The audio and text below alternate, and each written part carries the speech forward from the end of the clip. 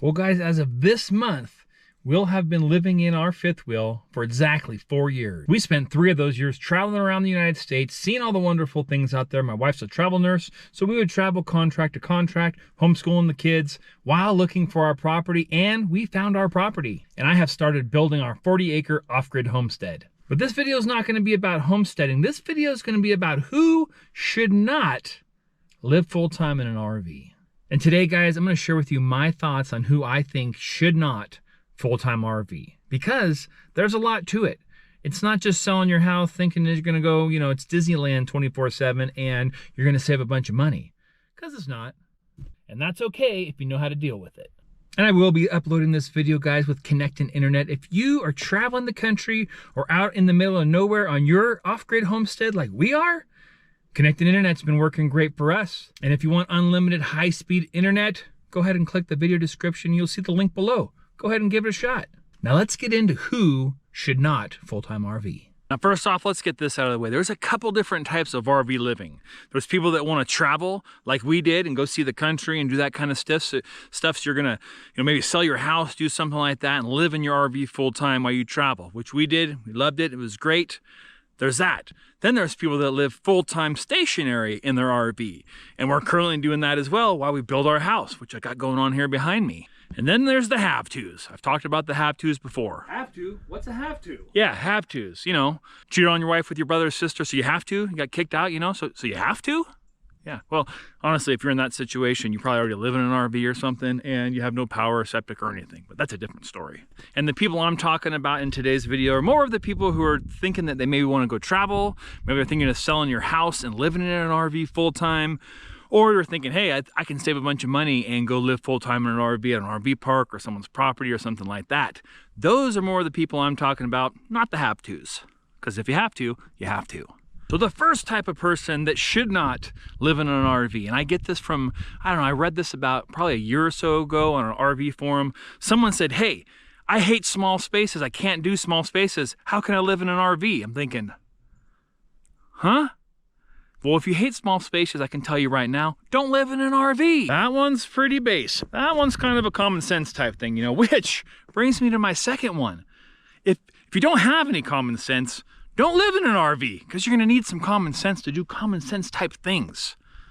But you kind of need that with everything in this world. But it just seems these days there's less and less common sense out there. But if you don't have any, don't go live in an RV. Next would be if you don't know how to fix things. If you're not a handy type of person, you don't know how to fix things, you're always you count on everything always working, you shouldn't live in an RV. Because whether you're traveling down the road or you're sitting stationary somewhere, things are going to happen. I've had to work on our RV on the side of the road at rest areas, take the underbelly down, try and fix it so my slides go in or won't come out. All kinds of things happen besides just flat tires and things like that. So if you're traveling in an RV, things are going to happen. So if you're not handy or don't know how to figure things out, you probably shouldn't live full-time in an RV. And if you're one of those people who bought a brand new one and you think, hey, I'm not gonna have any problems because this is a brand new RV. You're wrong. Things are going to happen and you need to know how to fix it, because I tell you what, if you're living in it and you have things go wrong, you don't want to send it back to the dealer to go get fixed. They're going to keep it for months, and then there's your house. What are you going to do now? Go stay at a hotel? So don't think just because you paid way too much for a brand new RV that things aren't going to go wrong. I'm telling you right now, they're going to go wrong. You need to be prepared. Be handy. And if you're not, you shouldn't full-time RV. And that leads right into the next one. If you are a complainer, you should not live full-time in an RV, because, like I mentioned just a second ago, things happen. They happen all the time.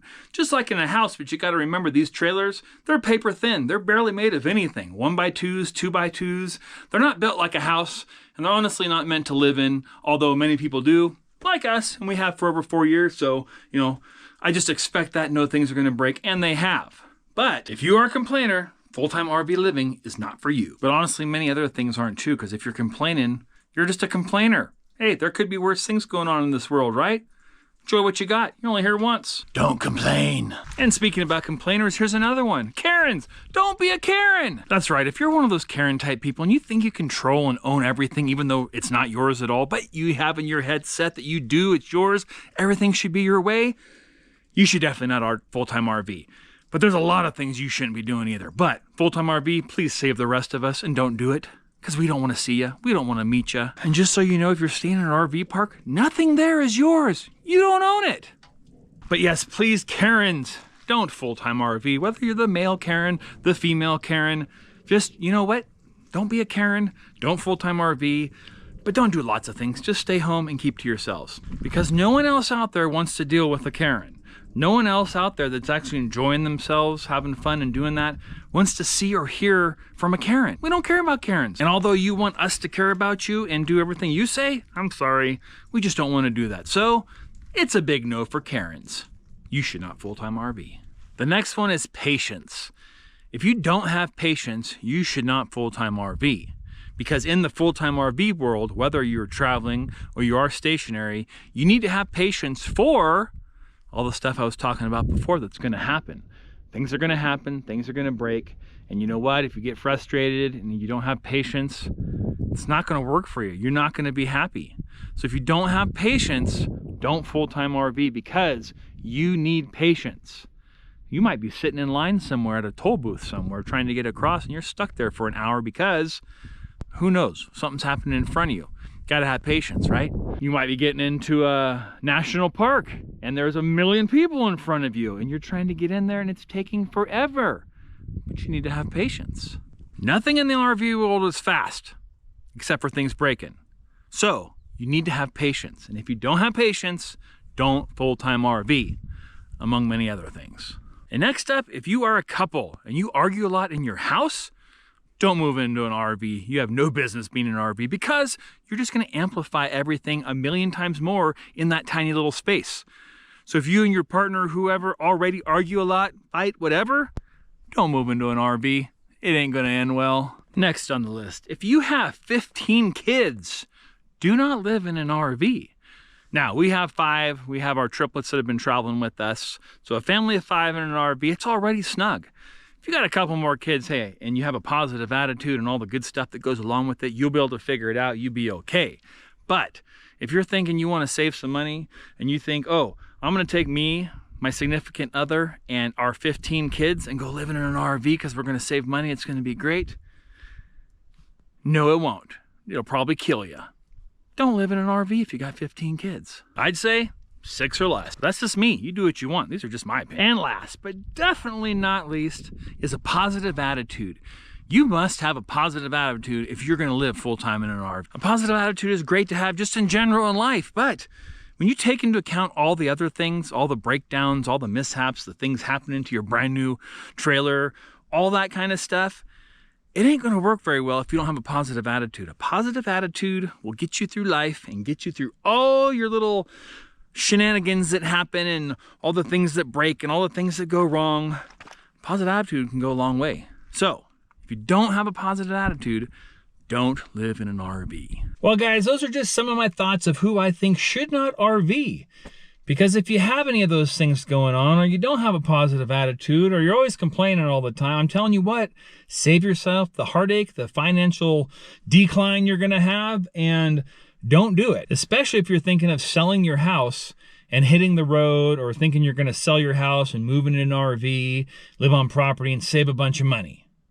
Most likely it's not going to happen. And there's many other reasons out there why you shouldn't live in an RV that I haven't mentioned. If you have any other good ideas, comment below so other people can hear about it too. What your thoughts are why people shouldn't live in an RV. Now on the flip side, there is a lot of reasons people could live in an RV and maybe should live in an RV. Because depending on what your situation is and what your goal is with this whole full-time RV living thing, it could benefit you very well. That is a different video for a different time. All right, guys, well, I just wanted to share that quick little video with you of who I thought shouldn't full-time RV. Hope you enjoyed it, and we'll catch you, not down the road, we'll catch you on the homestead on the next video. Have a good one. Left the big city for the simple country life. Found myself a woman that it took for me to be my wife. I was working on the ground come the sun up to sundown. Hey, I'm trying to make a reputation for a man inside this town. Hard as I try, maybe I just can't. I ain't no up and kinda leaving name. She kissed me one time and she took my heart. Baby, you can love me, you can leave me, I'm a honky-tonk star. Yeah, I'm a honky-tonk star.